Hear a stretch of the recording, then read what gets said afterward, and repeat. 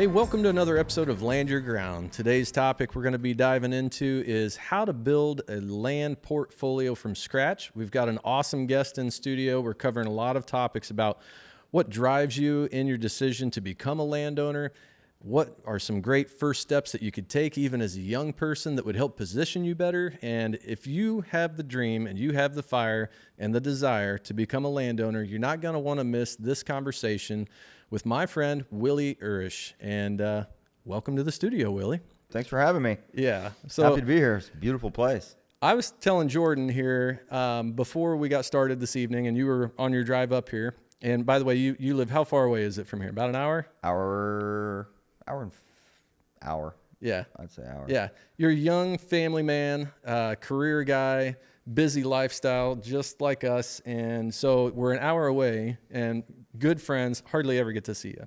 Well, I think the last time I told my wife, the last time I saw you was in a parking lot to drop off primers and like March of 2020, I think is the last time. The world's falling apart and I call my buddy Willie to buy some ammunition and hey, yep. what do Large I need rifle, to start hard to reloading come with? Yeah. Good stuff. So it's always fun to have an excuse to get together though and to sit down and catch up, but then talk about the things that, get both of our motors running and land, I think from the earliest conversations I can remember having with you before we ever even met through the interwebs of some bygone forum, we were chatting about hunting properties and land, and that's how we first got to know each other, wasn't it? That is correct. I've known you so long offline, I didn't remember that was the...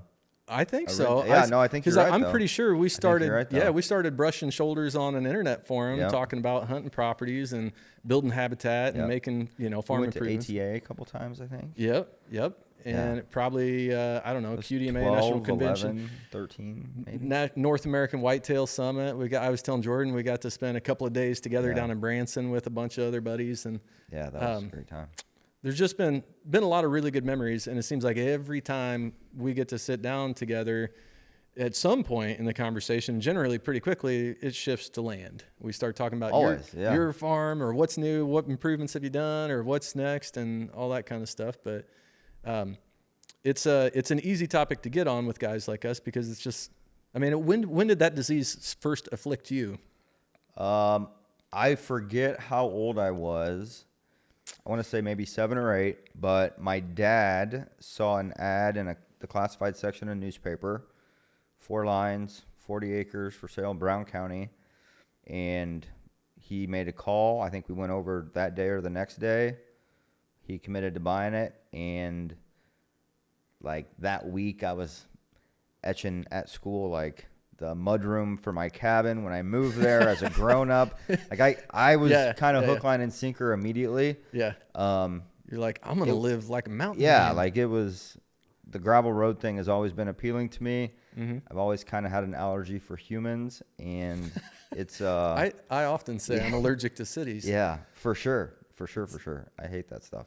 But it was about then, and, some pretty awful... I had grown up with my dad dove hunting, bird hunting, pheasant hunting, all of those sorts of things. And he would always go on these mysterious deer hunts with my uncles on their own family land. And I was not old enough to partake, but once he had our own piece, I could go with him, participate in the youth hunts when I was old enough to do that. And then, he would be on the tractor doing something, and I would go build a blind or mess around in the creek or do any of those sorts of things. But from that moment on, we've had a farm either as a family, or I have bought a piece or had my own piece or had our family piece. Yeah. Since then. I want to dive deep into that, like talk about how, so your dad kind of helped foster this passion about land ownership for you, just through him wanting to have a piece where you guys could grow on it together and, make memories, really that's you guys you've always been kind of close with your old man, right? For sure. So he, sounds like was a great mentor and kind of showing you, hey, if this is something you really want in life, you can do this, and led by example, took that leap of faith and went and bought a piece. And I think he would tell you he didn't know how in the hell they were going to afford it when he bought it. Yeah. And today you would fall over yourself to buy something for that much. Yeah. On a per acre basis. I'll bet. About how many decades? How far back are we talking? What time frame? I'm old. Was this probably 30 years ago? So this is in the 90s, probably. Yeah, mid-90s? yeah, I would say like 98 maybe. Yeah. Okay. For some reason that year sticks out. Yeah, you're not as old as I am because I was in high school in 98. Yeah. Oh man.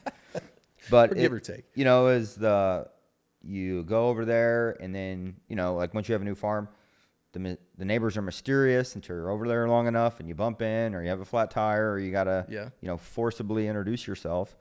But just started making connections there.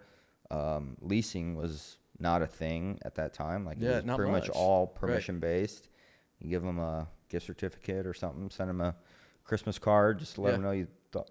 Drop off some deer sausage. Yeah, just, you know, simple neighborly stuff. Mm-hmm.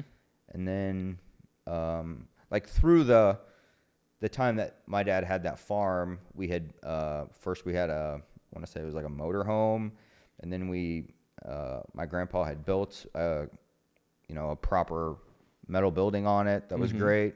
Put up a machine shed or by the time that Dad had sold that farm, he sold it to buy another farm, and like the whole thing had changed. Like I want to say commercialization, which is not the word I want to use, but there was some like that whole thing it. happened, like where you were going to be paying to lease a farm. The equity that Dad had in the farm allowed him to triple his acreage, over the 10, 12 years he had it, which is also, crazy because outside of the last couple of years, before 2020, there was a 10-year period there where it was pretty stable. Yeah. Stale or stable, depending on how you want to paint Slow appreciation. But to be able to buy 40 and then, turn it, I think, into just shy of 130 acres that's a big jump. And today, 130 acres, $1 million. For sure. Pretty much ish. I mean, just don't get shocked when somebody says $1 million for 130 acres. If there's any tillable component to it at all, it can get there pretty fast, can't it? Yeah. So what age were you when you finally stepped out from the family farm under the wing, so to speak, and said, I'm going to buy my own piece of ground? I graduated college in 2010. I want to say it was 12 or 13. I'd have to go back and look. Found it online. Like immediately fell in love with it. It was an island in Hancock County. And one of the things that everyone fights, I feel like, that has interest that you and I have, is neighbors. Not all neighbors are bad, but you kind of... But every farm has them. Every farm unfortunately has them. And you kind of always want your elbow space. Yeah. And there's things positively that they can bring to the table, and then there's things that you can't control. For sure. And it was really, really appealing to me, that place, to be able to look out there and see. You see every tree. I'm in control of all of those. Right.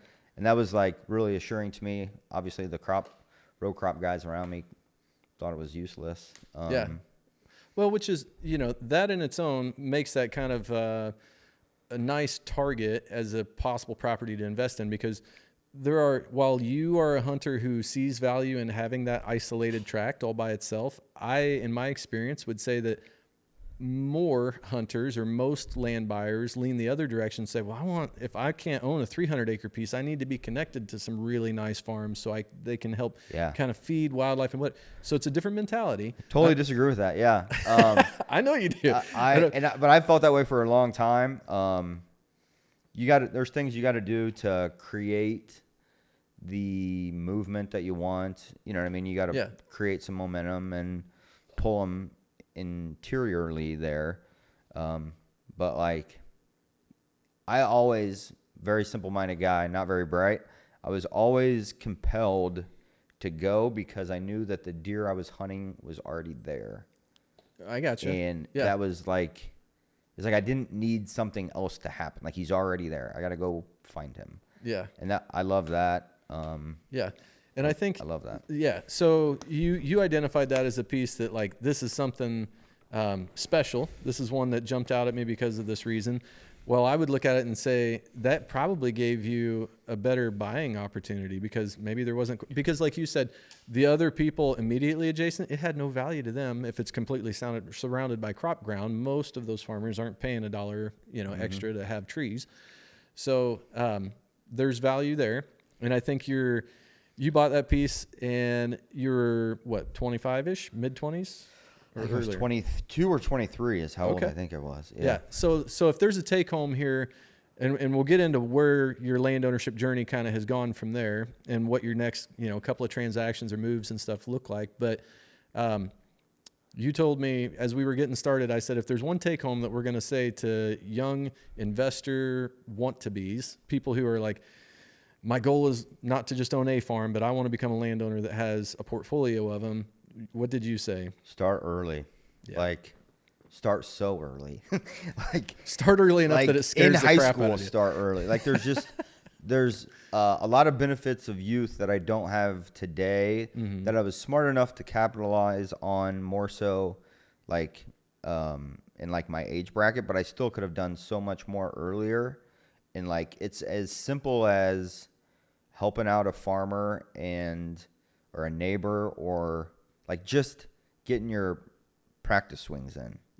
Having the difficult conversations, asking for permission is a similarly difficult thing to do. Yeah. But just to go through and be like, oh, well, I've never talked about this or had a difficult conversation with a stranger from a relatively big financial investment.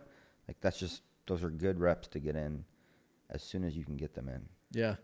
And I think I personally for years had the mindset that was like, don't open your mouth and invite a conversation that you're not really ready to have. And so for years, I would say, if I'm not ready to go buy that 100-acre piece down the road, I should not ask the guy if he's ready to sell. Because what if he says, yeah, actually, I was thinking about selling. You got his gears turning all of a sudden. And then if it's like, oh, crap, I actually don't know if I can swing that right now, So it's like I've always been timid about engaging, and getting that conversation going or planting those seeds.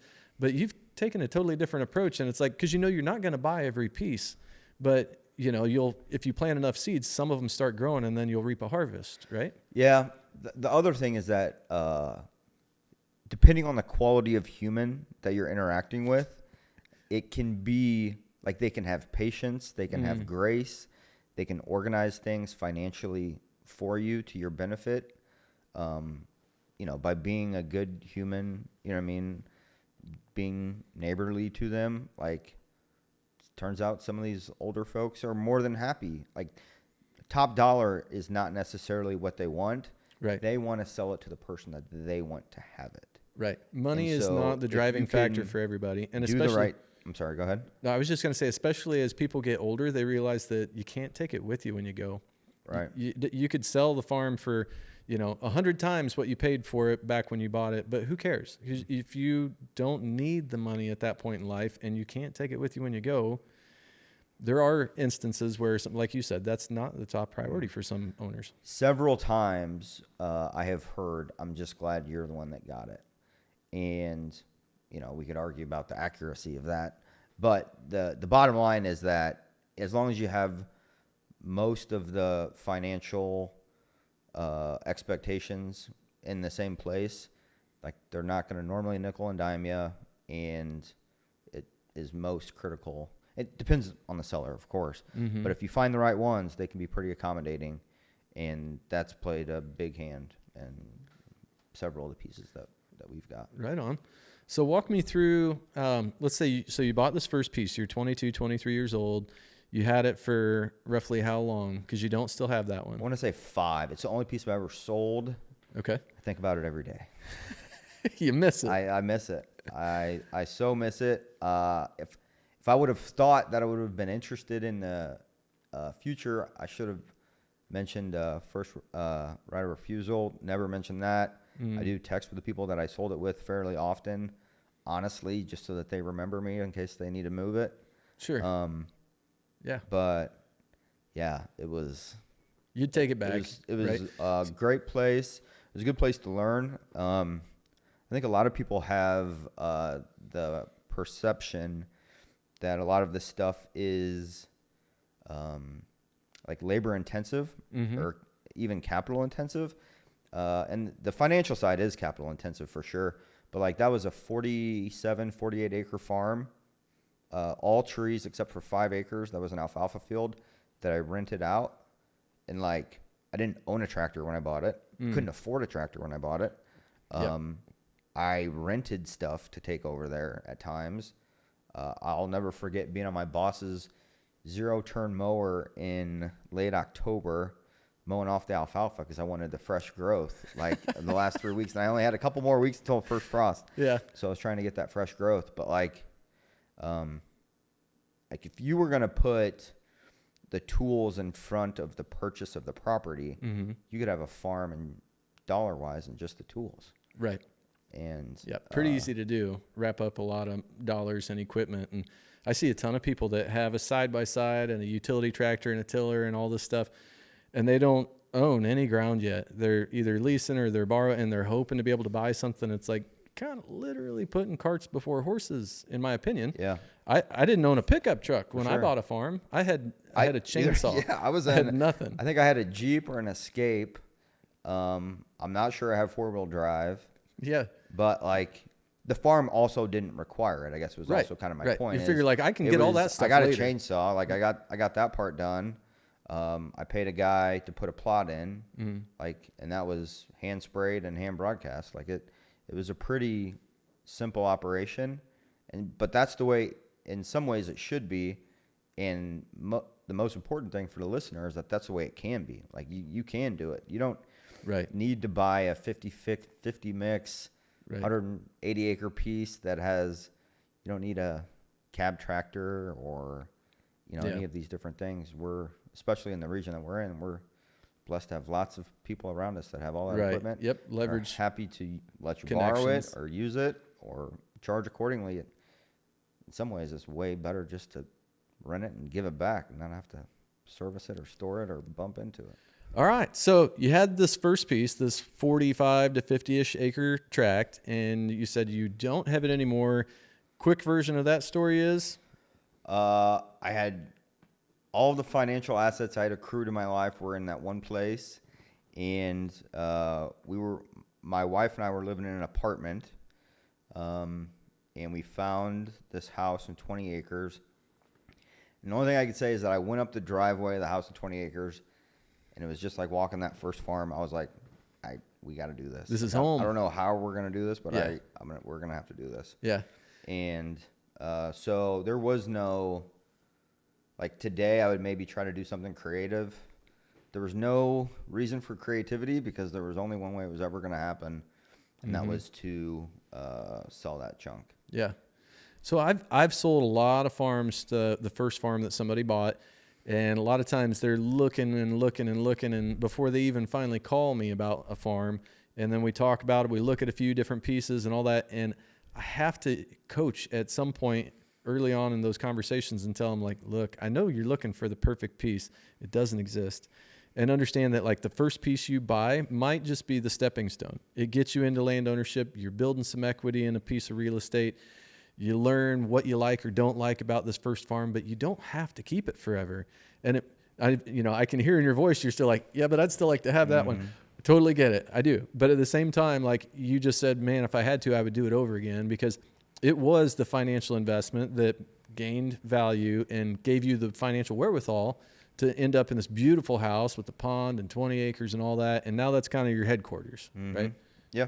Okay. So fast forward ahead, you got the house with 20. What was the next move? So I looked at the house in 20. When I was looking at the house in 20, I found that there was another 60 that the homeowner had that they didn't know what they were going to do with. So I quickly walked that and brought that into the fold. So I used, so if you're the seller, if you're thinking about the seller actually, she had 2 problems.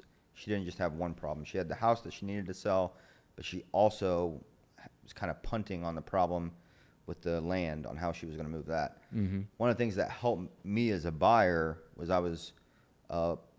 I solved both of her problems. So I used that politely as a negotiating tool with the cost of the house and the ground, and then how the future transaction was going to work. So we locked, it was a house in 80. So you when we bought bought the house. You bought the house and the 80, or you bought the house in 20 with like Bought the house in 20. a deal kind of made and on then the rest. The 60 acres was contract for deed that was going to happen, I think, 13 months after we closed on the house in 20. Brilliant. Okay, so for the people who aren't familiar with what a contract for deed is, if these are young people kind of learning the ropes, can you give us in a nutshell what that is or how you guys structure? Basically, I created a mortgage with her independently. She was the the loaner. bank. She was the bank, and we just created went to the local land attorney guy there, and he created a scale where we would pay and a schedule to pay. I think it was the first one was for 5 years. It's not uncommon for it to be 2 or 3 years or 10 years. They were varying lengths. Right, with a balloon payment or it was going to be a balloon payment. Actually, midway through the first, call it contract, she's like, "This is great. I don't need to fix anything. Let's do it again." Yeah. So I think we've Just actually keep the done that. payments coming. I think we've done that twice Yeah. now. I think we've been there. Yeah, we've been there 10 years, and I owe her just a little bit more.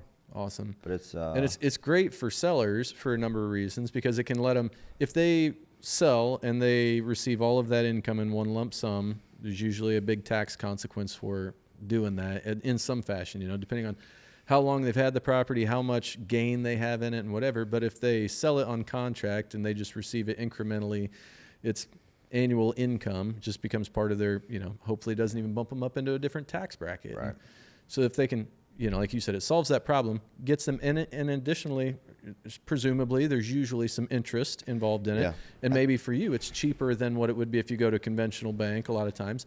But you still maintain all of your other credit if you want to go borrow something else with the bank, and you maybe save a little bit, and she saves in taxes. It's a win-win when you can work it out. It's been a win-win. The thing I would say about that transaction specifically is, if you think about the last 10 years, interest rates have done all sorts of things. And I would say that it was a small, call it 1.5 savings when I did it. But then I wasn't, as soon as the tables turned to her favor, I wasn't quick to go back and change it. Right. So I want to say it was 4, maybe 3.5%. But I just let it ride. I'm sure I could have gone back and said, hey, let's make this a 1.5 now, since money's just, free essentially. Mm-hmm. I never did that. Like I let it be done. In some ways you could argue that maybe that was a little negligent. I thought it was just being simple and being easy to do business with. Mm-hmm. But now it's changed the other way. Right. Where when you get money's back a lot more expensive now. Yeah. And it's still 3.5%, 4%. And we don't even talk about it. We don't even bring it up. Still talk often with her. It's not a bone to pick thing. Going back to what I previously said, like, she's just happy that I have it, and now she gets to go on golf trips and hang out Right. and do things with the money that she gets from me each year.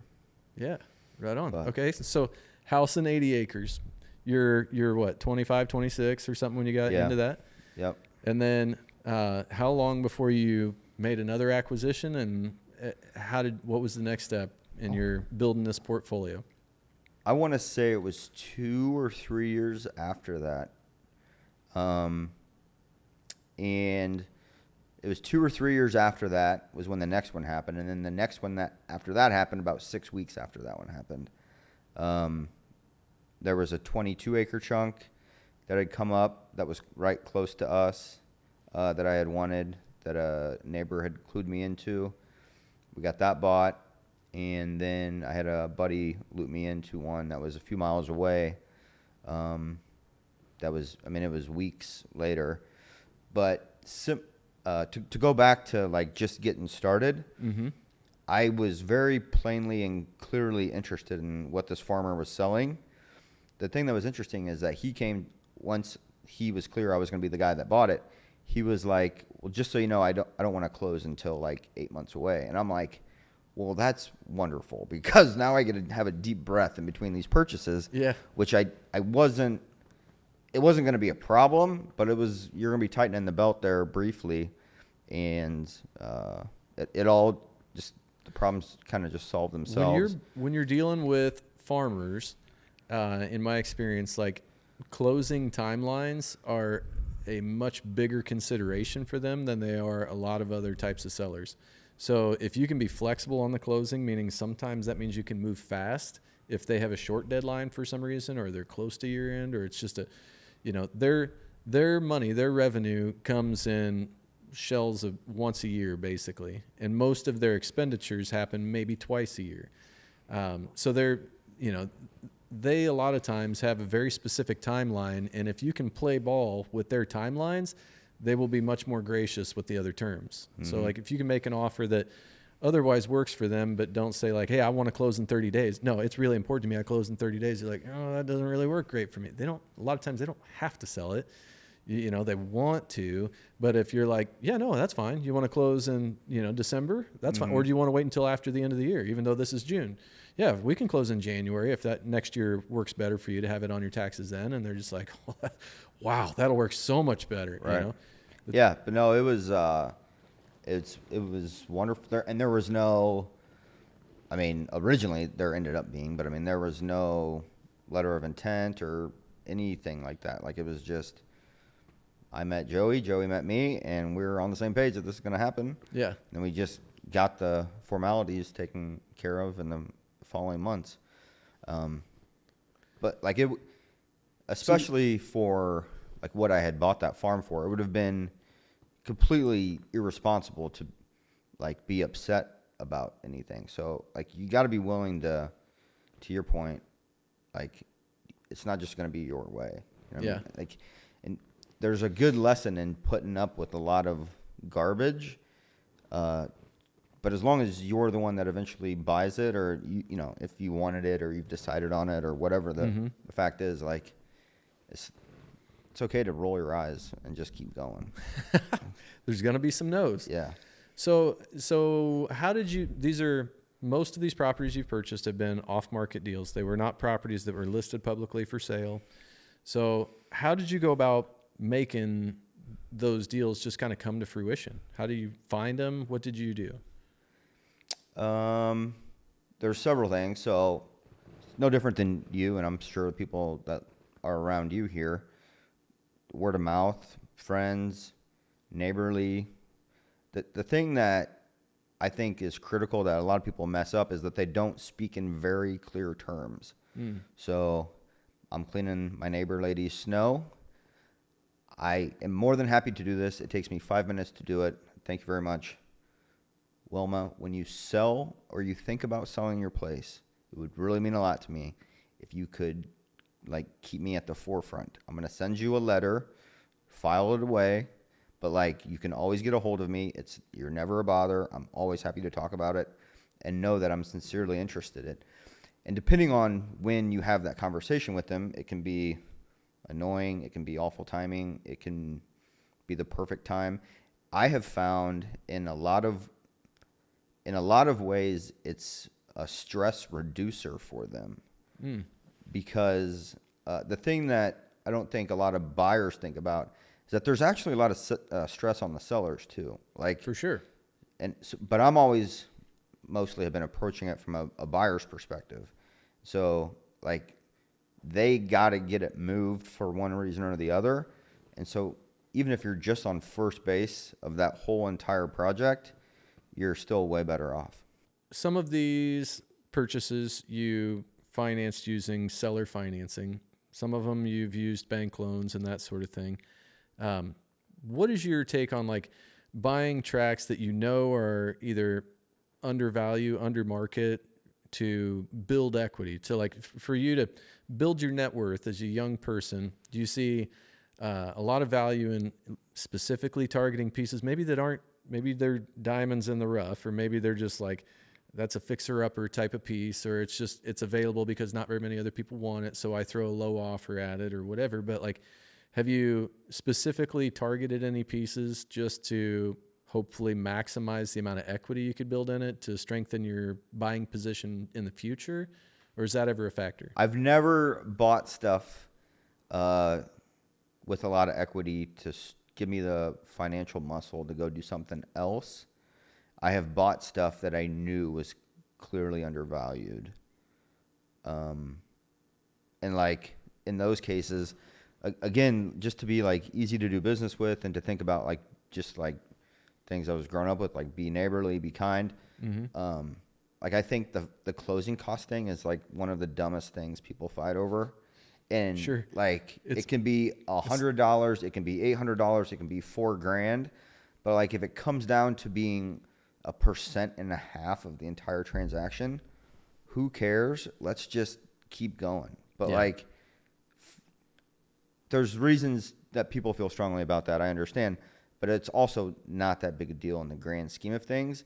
And like gun to my head, I couldn't tell you who paid the closing costs. Right. Because I actually don't remember, because it's not that big a deal. And I think that's one of the things, like people just get like a little too proud. But it's like, if that's the area that I want to buy, like I want to buy it for an agreed upon price, and the taxes are going to change on it. You know what I mean? Like all of these things are going to happen. But if you sincerely want to own it, then you should be able to put up with some garbage along the way, and like don't try to nickel and dime people and just not be a good vendor on your side. Right. Because it's like sincerely not worth it. It may seem very important, like, well, like the phone calls are going back and forth and we're like getting this whole thing finalized, but it's like, doesn't matter. Right. Surveys cost $2,600. Half acre survey cost me $2,600. That's insanity. But it's like, I can relate. I can like, relate. Okay, it does. So, but I totally get that perspective, what you're saying. And I think that makes so much sense, because I have seen deals that should have happened that didn't, because somebody got hung up on the principle of, well, I shouldn't have to pay that. That should be their fee or whatever. And it's like, you're both going to lose out on a deal here, because what it amounts to, as from a buyer's perspective, is that you kind of have to give just enough and then maybe a little bit more than you wanted to on some of these small terms to make the seller feel like they won at the end of the transaction. If the seller can walk away and feel like they won because, well, yeah, but I got him to pay for the recording fee, $77, but, you know, but if you like those little things do kind of matter to some sellers, not all, but like some of them in particular will be really hung up on that. And then if you're like, you know what, I'll take care of that. I'll take care of that, you know? And then they're just like, yeah, well, he made it so easy. He paid for all that. And they forget a lot of times about even like how far they maybe came down in the initial negotiation to get to the price they agreed to. But then when you paid for the other stuff, it made them feel, oh, we won, you know? So I mean, I kind of like that strategy as a, you know, because it's a very human approach. You understand that like selling or deciding to sell a piece of land, especially if it's been in the farm or been in the family for multiple generations or most of their life or whatever, it means something. There's the emotional attachment there. And so you're sensitive to that when you're trying to say like, I want them to exit this transaction, this negotiation, feeling like I'm a good person, I treated them well, and they won. They're happy with the end result. Because then, you know, even if you felt like I gave, you know, maybe a little more than I wanted to today buying this tract of land, have you ever looked back 2 or 3 years later and felt like, oh man, I really got stung on that one. I overpaid for it. It hadn't happened in our lifetime, I don't think. To your point, I'm not sitting in a white oak on November 9th still pissed about the closing costs. Like, I'm just not that worried about it.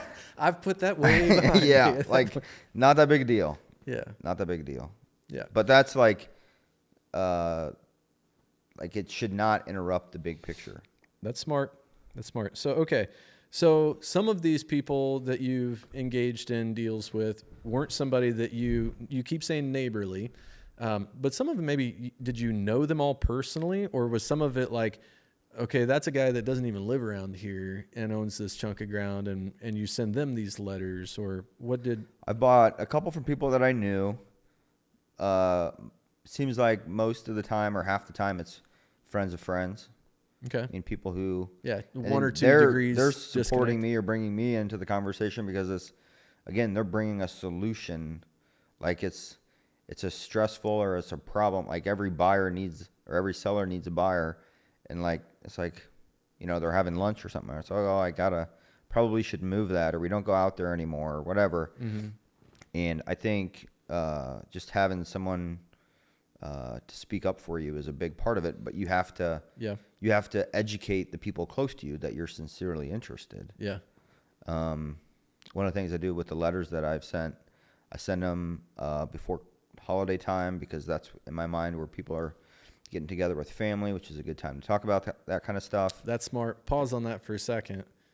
So timing is everything with regards to a sale. And we do the same thing with mailers for real estate, trying to solicit to sellers, because when grandma, grandpa, mom, dad, whatever are on the hinge of making a big decision to sell a farm, a lot of times they wait for the holidays because they want everybody to, they don't want anybody surprised by it. It's a group decision, and it's their family. Yeah. They want their buy-in. Okay, sorry, I interrupted. Yeah, you. no, there's that. And then I also do it about 2 weeks ahead of real estate tax time. Because if everyone's like me, I just get pissed and roll my eyes when I get and the real probably estate some tax. of these small pieces, I've talked to plenty of sellers that they forget that they even own them. Yeah. Until the tax bill comes in. It's like, oh gosh, yeah, we haven't, another year went by and we didn't even go look at that piece. There's plenty But of it's those. just it's just stacking the odds. Yeah. It's not wrong to send it another time. It just seems like. Sure. Is it, for you, you're investing in real estate, has it pretty much all been raw land tracts, or have you bought any rentals, commercial properties? No rentals, not handy. It would be unfortunate. I would be an unfortunate landowner or landlord for someone. Yeah. Are you against those, or you're just like, they're just no? not I for would me? say I'm clearly against those. Like everyone has their place. That is not my place. I know my folks have bought all kinds of rental houses and over the years, and they used to flip a lot of houses and stuff, and then they maybe got stuck with one or two, like, oh, I suppose we should rent this, and then they figured out, like, well, we actually really like having that regular monthly income long term, and then they bought an apartment complex, and then that became kind of their real estate investment niche. And I keep trying to steer them back to, like, could we sell a few of those and buy a farm? Could we? Because they like to travel a lot now, and when they're gone, it's like, who's replacing that water heater in the middle of the night when it goes out? You're going to call me. Right. Yeah, exactly. I don't need that. Yeah. The math around the apartment complexes specifically is very appealing in a lot of ways. It's just not, I'm not very smart, but I do know what I need to not do, and that is stay away from there. No, it's mostly all raw land. It's mostly all, like, I would call them equity or selfish purchases. I guess don't pay anything stupid. Like I don't feel like I've ever done that. There's been times where I've been like, I'm paying probably what it's worth, which is fair. I try not to be in that position. I try to get them under market. And then that's just in my eyes. Like the only piece we've ever sold still is that first piece. And so just because I think I know what they're worth doesn't, necessarily doesn't. Yeah. But it also doesn't have to scratch out maybe for 10 years or 20 years. Did the market do well for you on that first piece? It was okay. I think percentage wise, it probably is like 20%, but the dollars weren't significant.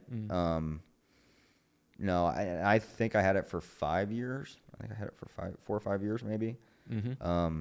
No, it wasn't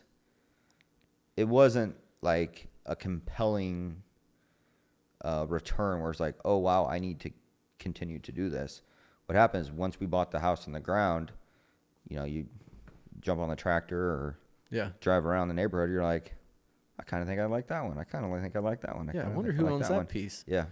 So let's pretend we've got a young person here that's just eager, chomping at the bit, super passionate about land, us at 19 years old.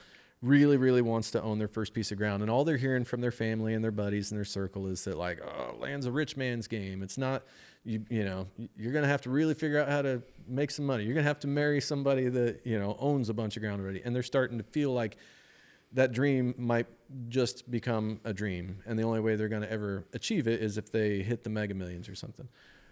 Let's talk about finding the right starter piece for somebody in that position, not being afraid to maybe consider an uglier duckling. What's your advice to somebody like that, to say, here's a good opportunity to get started in land investing, and what's your best 3 points of advice for them? I would say buy small pieces first. Be scrappy, and like keep your eyes peeled and try really hard. Like if those three things happen and like you can scrape by financially, then I think you could own quite a few pieces, quite honestly. One of the things that I have done, I don't think I've bought a piece like this yet, but I've tried several dozen times to do, is sectioning off ground from farmers. These guys have seen so much appreciation and are now so singularly focused in a lot of ways on the stuff that they're good at on the row crop side, that like, I mean, I've sent them 40-yard wide ditches. Like but it sits out in the middle. Nobody would bug you. You have one single neighbor. There's lots of like things that are appealing about it, but it would never, it would not be, they would look at it and be like, well, who would want that? It's like, that's like, well, I'm like, hey, we're right over here. But like cutting chunks off of existing parcels, I think is super underrated. Yeah, it is something that I've helped a number of sellers do, because a lot of times, you know, especially right now like this, in years like this where commodity prices are pretty soft, even though if yields look really good, it's like, whew, man, things could pencil a lot easier if we could shed a little bit of debt. And being able to chip off part of the block and sell it that is not bringing anything back into their operation. You know, if they don't run cattle in the timber or whatever, it's like it means nothing to us. We're busy harvesting all fall. We don't have time to hunt even if we still wanted to. So cashing that in is a good way for them to take some of that money, pay down some debt, shore up their whole financial position in the rest of their outfit, and ensure that the rest of the farm stays in the family long term, and you know, evade the tax man or whatever for another year. But a lot of times they've got, if they have 1,000 or 1,500 acres to their name, you know, within the family operation, there's surely 2 or 3 or 5 pieces out there that have 10 acres, 22 acres, 18 acres, you know, that it's like wasteland to them. It's not, there's no benefit. Right. It's a rounding error on the balance sheet to them. It's like, they forget they have it. And they don't know who'd buy it. Maybe they'd like to avoid having a bad neighbor, and so that's their biggest fear in selling it. And then it's like, well, then we'd have to survey it off, and we'd have an ugly. What is the worst thing that could happen is that they have an ugly looking piece on the plat, like it's not square anymore. Yeah, well, there are not many of them that are square anymore. No, my goodness, you know, they're all chunked up. Well, and maybe that's a Midwest thing. So if somebody's listening to this and they're like, yeah, we live in Kentucky, nothing is square. There are no, you know, square 640s around here. You know. But here, it's kind of a thing. And when somebody has a nice rectangular 80 or a square 160, I don't really like the idea of shaving off that corner or whatever. And it just hurts a little bit more or something. I don't know. Yeah, I mean, it has to make sense. Like, it can't be far-fetched. But if, as a buyer, you would be interested, like, you would see it.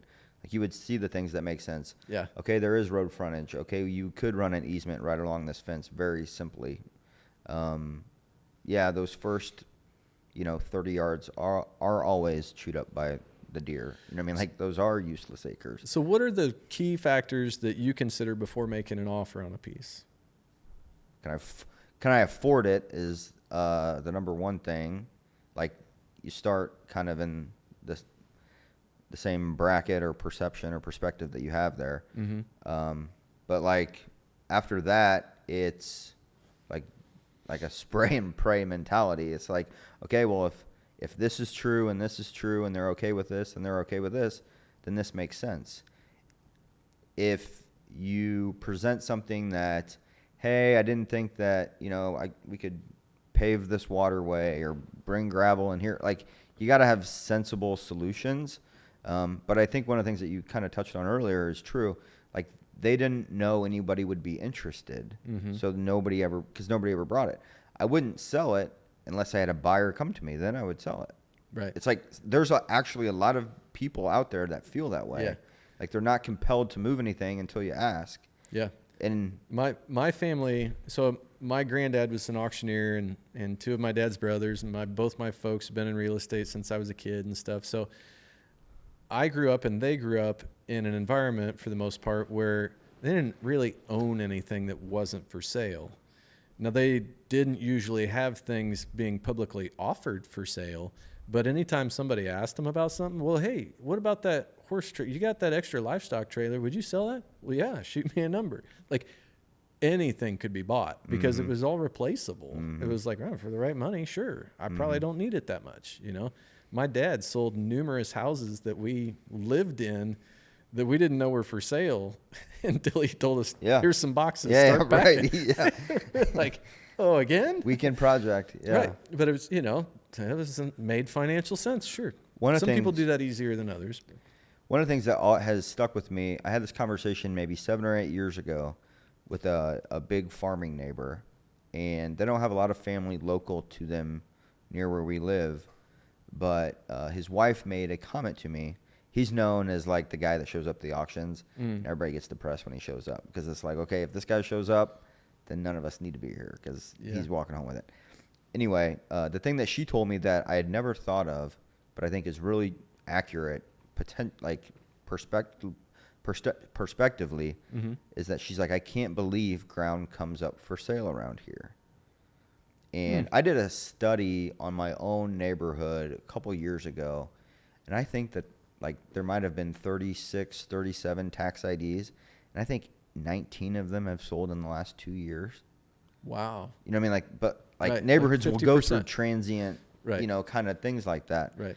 And I think that a lot of that's true. Like you go out in Kansas, like those big chunks don't move that often. Yeah. Like they're generations oftentimes or decades at a minimum. And so I think that needs to create a posture in you as a buyer to like kind of clear the table and like be real clear with your intent and be real interested.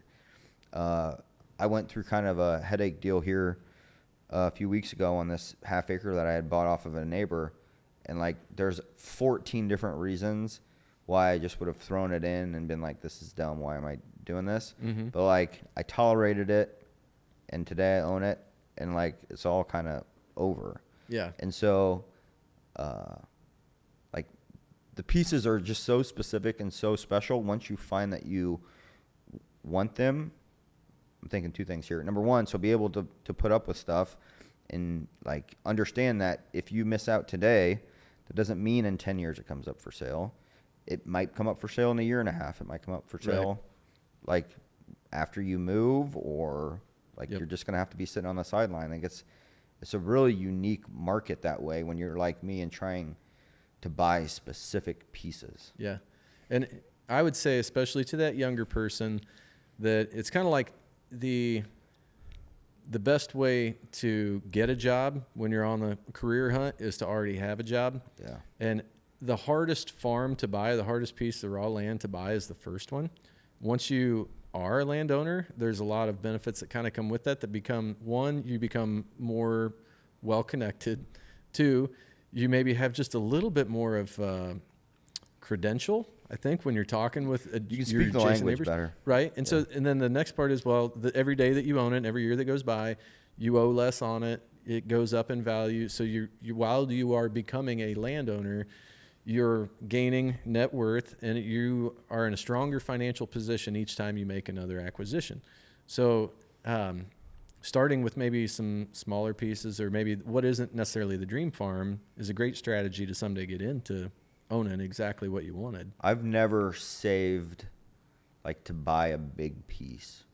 I've always like bought as soon as I could afford it. It's like, you know what I mean? So like I don't have a 180. I don't have a 360. I don't have any of these massive chunks.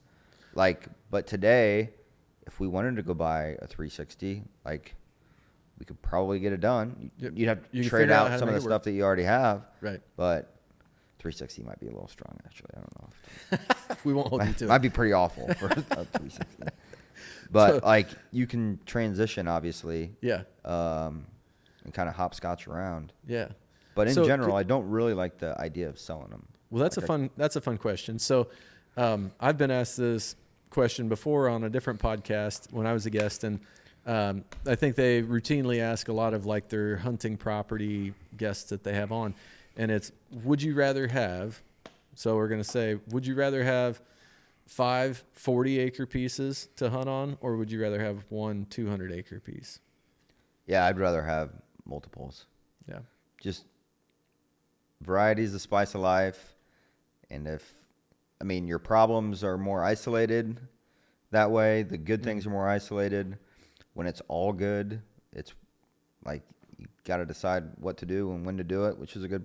If it's all bad, that's right. That's worse. Yeah. So I am an eggs in all in one basket type of guy personally, but I see so many more benefits to the 40 answer. Yeah. To saying it would be wise to own several small tracts and enjoy each of them. And maybe you have a rough neighbor problem on one of the tracks. Well, guess what? The other 4 that you own, none of that problem. Go over there and enjoy yourself, when this guy's being a knothead or whatever.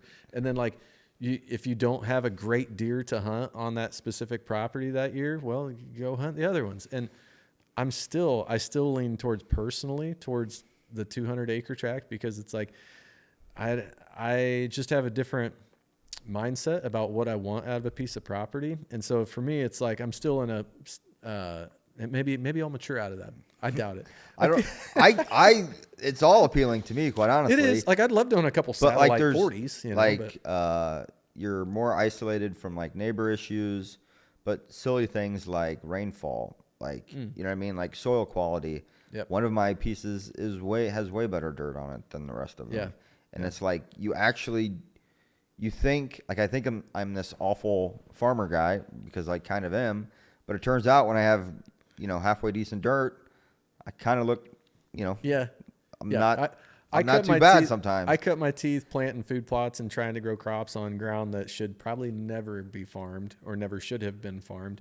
And then the first couple of times I got to manage a farm or do some work on a piece and whatever, and help a buddy, here and there, put in a couple of food plots, and it was like corn that would really yield something, or, grew beans that would have probably been cut. They would have been 65, 70 bushel. And it's like, wow, I guess a lot of it does have to do with what testosterone in the dirt, basically. It's like, hey, this is wonderful. Yeah. But not all those are ground's some created good reasons. Yeah. It's a pain in the ass to put the tractor on a trailer. There's other things that are kind of headaches about it. Yeah. But it's also useful. One of the things that is so interesting to me here is you shoot these slobs like you have on the walls, and your home, but you have kids that are outside, you're living at home. Mm-hmm. Sometimes, before I had kids, I was never that worried about it. And now our young daughter wants, on November 7th, she wants to go out in the yard and jump on the trampoline at, and you're like, 4:00 at night. I'm like, yo, what are you doing? It's that's not the dad that I want to be. So I get if you have 3 pieces that are off site, then you're knock yourself out. Yeah. I have a client that owns 5 or 6 farms, and he has one that is from a hunting perspective, is easily his weakest farm, his worst farm. He wanted to buy another piece of ground in a different state, and so he's like, I think I'm going to sell one of these other pieces and go, buy one across the river, and hunt over there as well. And I'm like, well, okay, which piece are we thinking about letting go? You always talk bad about this one up here, and it's, closer to the city and stuff. And I'm like, surely that's the one you'll want to sell. Oh, no, I could never sell that one. He's like, that one's for the kids to go mess around on. And I'm like, oh, okay, well, that's nice. He's keeping it so that his kids have a place to play. He goes, I don't really care that much about them. I just don't want them screwing up my other farms. I was like, oh, yeah, okay.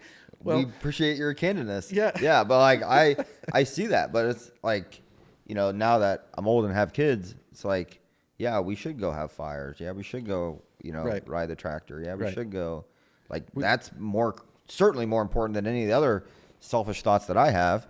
But it's a maturing thing. But there's farms that are designed that's more of an what's the right word? It's simpler to do in some places than others. Some pieces are more forgiving, if that's what you mean. Yeah, that's a good word for it. Yeah. When we bought this farm, there was urgency there because we had one kid, Jackie, really, she was eager. When you're at that phase where usually there's one spouse that says, I'm ready to start a family right now, Maybe the other one's like, really? Maybe we could wait another year or 2 or 3, you know, and just 10. Because right. So there's that balance, right? And so I wanted to wait 5 years, and she wanted kids right now. So we compromised. We had kids right now. Yeah, that's and right. so once we had one kid, then it was like I had this fire in my belly about it. I'm like, I have to do everything I can to make sure that we end up buying a piece of ground now, because I felt like if I waited any longer, we would be digging in, like entrenched basically in a lifestyle and in a certain amount of spending and whatever, that it just would then never end up in the budget. And I say that in retrospect, like, man, that was selfish. It sounds selfish to me as I'm saying that it was like, oh, he just really wanted to own a hunting farm, and so he made it, you know, a priority at the time or whatever. But it was like, I don't have any regrets about that. Right. And I don't, because I knew at the time, it was like, the reason I felt so strongly about that was because I have grandparents that own farms that I grew up playing around on and whatever. And it hit me one day, like right out of college, that I was like, I didn't care about how much money I made until this moment, when I realized when those farms sell, they're going to go way higher than I'm going to be able to afford. My kids are going to grow up with no farm to play on. Your family, so you got to bid first. Like, that's how it's going to hang. Yeah. Well, I just knew that there was a good chance, unless I got real serious about it and devoted all my time and energy and whatever resources I could muster up, it needed to happen, because if it didn't, they would grow up without those experiences. And then when we bought this farm, it was a phenomenal hunting piece. I mean, there's things that maybe it could lay a little better or whatever, but like it was in a good area. It already had a history of like, okay, there's good deer there, all that. And I came out and toured it with a couple of buddies right after we bought it, and they're like, and you want to do what with this piece? I'm like, well, here eventually, hopefully within the next couple of years, I want to build a house right out here. And they're like, you are going to screw this place up so bad. If you build a house out here, Chase, you're done killing big deer on this farm. Mm-hmm. And I mean, I heard that from plenty of people. I probably one of the ones that told it to you. One of the things that I was going to tell you when I was pulling in here is that it should be everyone's goal, I feel, to live on a road closed sign. It was my goal. Like that is perfect. It's just, it really makes you feel like you found where the sidewalk ends. You know, like you're at the end of the world. Yeah, nobody else is welcome past here. I think that's great. Yeah. Well, anyway, so I want to go back to your, like, the urgency to get it done thing. Yeah. Because I felt the same way. I don't know if I had talked to anybody. I am almost positive I didn't tell any family members I was going to buy it before I bought it. Like, I felt the same urgency, but it's almost like it's once you do it, and you're like, it's a part of you, it's a part of what you have, something you got to take care of. Mm-hmm. There's like a finality to just getting it done. But like I would say that I felt similarly, but not the second time. Like the second time, it was like I just wanted to buy the house on the ground because I was like, oh, this is pretty sweet. I could hang out here. Yeah. One of the things I tell my friends that I work with is that, like, I walk by bathrooms to piss outside. Like, I can't even imagine, like, urinating inside, like, 100% of the time. It's like, I couldn't, like, that's another world to me. I could never do that. No, a lot of times, in the evenings, our dogs stay out here in the office. You know, they're a little bit spoiled and whatever, but we try to keep dog hair out of the house, so they don't come in the house, but they have the free reign of this, you know, this man cave or whatever, this studio space out here. So in the evenings, one last time, I come out here every night to let the dogs out and let them go do their business and let them play around a little bit before I bring them back in and lock them up for the night and walk back to the house. How many times Jackie will get up after I walk out the back door and I'm walking down the patio or whatever, and she looks out and she'll text me and she's like, "Are you peeing in the driveway again?" I'm like, mind your business. I get it. Like, but yeah, it's simple stuff like that like you just take for granted. Like kids being loud in the yard. Like the other day I was running a chainsaw at 6:30 in the morning. I'm like, I bet some places this would be frowned upon, but I don't have to worry about it right now. The HOA is not in your business. Yeah. I'm sure me and the what HOA was it, people Jordan? Do you remember what it was that our friend with Bunky Life called the HOA people? I think he referred to them as local mafia. Yeah, that's reflects a lot of stories that I've heard. We're mafia free out here. But like, yeah, all that stuff. Do whatever you're going to do whenever you want to do it. Yeah. Like some people, like, you can't burn leaves in town. Like, what? Like, really? They burned everything. I'm pretty sure if I can't light something on fire, then I'm in the wrong place. Yeah. Well, so what do you think the future holds, or what's your goals for land ownership with your kids? We talked a little bit about family. You got some youngsters right now. Is that something that's like a legacy thing for you? You're really hoping that you're raising some future landowners, or it's like, when I'm gone, I don't care what they do with this. It's up to them. It's a little too early to make that call, I feel like. Yeah.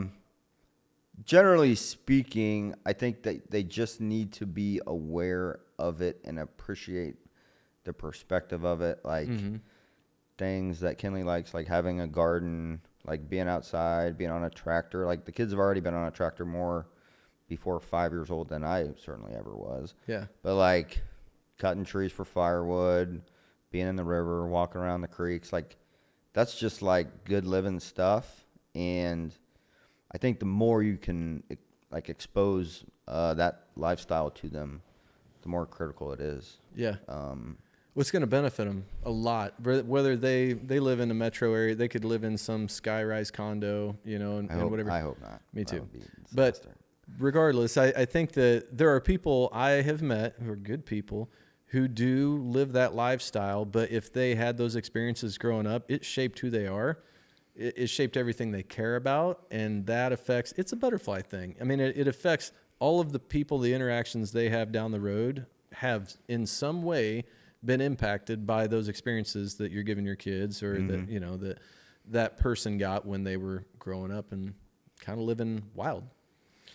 Yeah, I agree. I also, it all comes back to just like perspective, and like, don't think that the world like is this small little box. You know what I mean? Like these people that live on top of each other in cities, like the world is so much bigger, the air is so much cleaner, like there's so much more peace and like things to contemplate once you like get out there, that specifically raising them and forcing them outside to do and interact with those things, I think they'll be thankful the older that they get that they kind of originated there. I just think that that'll be like a kind of a good foundation to build. Yeah. I've had my doubts. I'm going to share something personal, that I don't think I've said before on the show or talked to very many people about, but I have said we have two boys. One of them would be a mountain man. If that were an option right now, he'd check that box and say, sign me up. That's the lifestyle I want. The other one, he tags along and enjoys generally most of the stuff we're doing, but when it's pollen season, he's pretty miserable. Me too, by the way. Yeah, well, some of us suffer through it better than others. He has an appreciation for it, but maybe just not the passion. He's not ate up with it like we are. God blessed them both with totally different skill sets and totally different interests for the most part, but we share, a lot of the love and appreciation for the same thing there. When he grows up, I have often thought about this and worried, and I think in the podcast I did with Eric Long and Cody Altizer, I was talking with them about it and said he may move to a city and get married, move away from the farm, never come back to owning a piece of land, but I think it will have benefited him, and he'll still love it. He'll still remember it fondly and that sort of thing. So here recently, I don't remember how it came up in the conversation, and I asked him, I said, do you think you'll marry a city girl and you'll go move to town someday? And he's like, I kind of hope not. I was like, really? It's like, why is that? I kind of want to hear Chip off the old block. more about the story. And he's like, I don't know. City people are just wired different. And I said, yeah, there's probably some really sweet city girl out there that would just love a country boy like you, and whatever. And I'm just kind of playing that up because he's just barely old enough that he even cares at all about girls. But so, as we ease into that conversation a little bit, I said, what do you think of your life out here? I said, are you happy? You enjoy it? He's like, yeah, that's fine. And he doesn't get excited about much. So I'm trying to like get him going about it. I'm like, yes, yeah. Emotion, and reaching deep for it, And I'm like, so you are happy, because sometimes it's kind of hard to tell. You just are like, And I said, what's one thing that you could do that would make your life better than it is right now? I don't know. I was like, you give me something, one thing. Dad, there's nothing. My life's perfect. I was like, I'm done. Yeah, that's right. Like, I did not expect to hear that, but in his mind, he's like, I don't think it could get much better, you know? And to a kid that like I said, goldenrod all around him, and he just like sneezes and swells up and whatever, but like he still loves it out here, loves it. And he's like, yeah, it's beautiful. It's every window you look out, everything we get to do.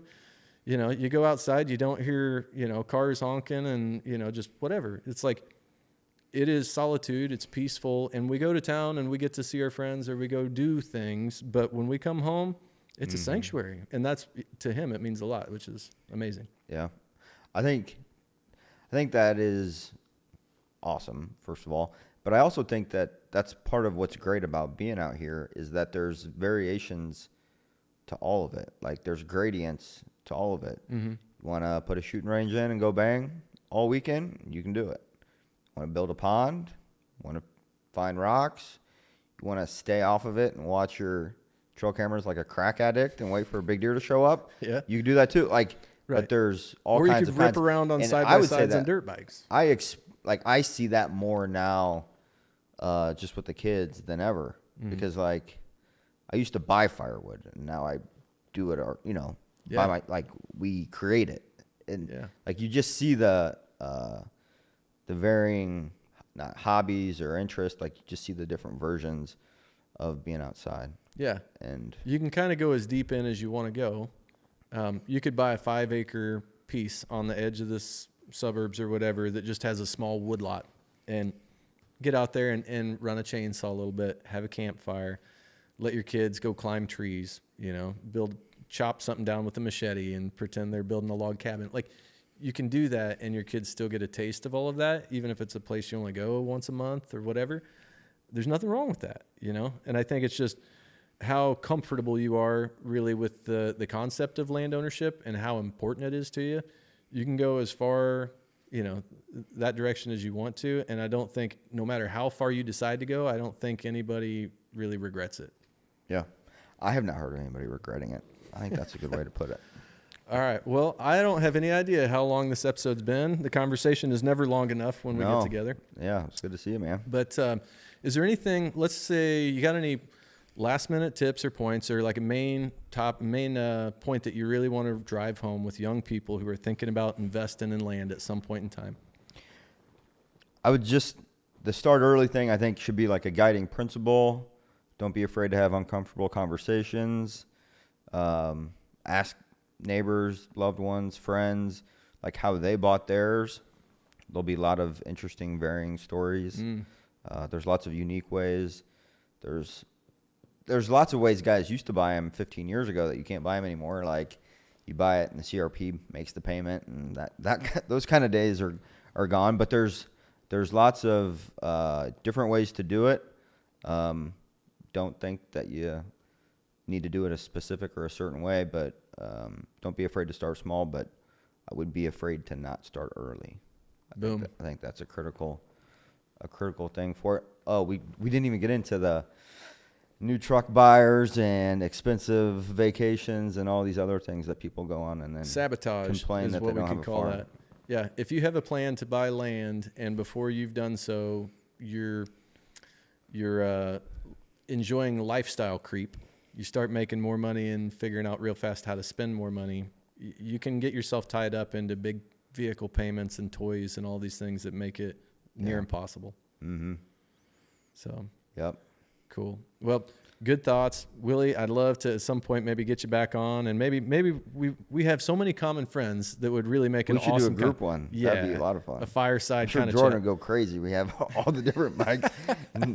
Well, so we're going to make this happen. Right now we're in the land studio, Land Your Ground headquarters out here on the home farm. World headquarters, as Willie called it when he pulled in the driveway.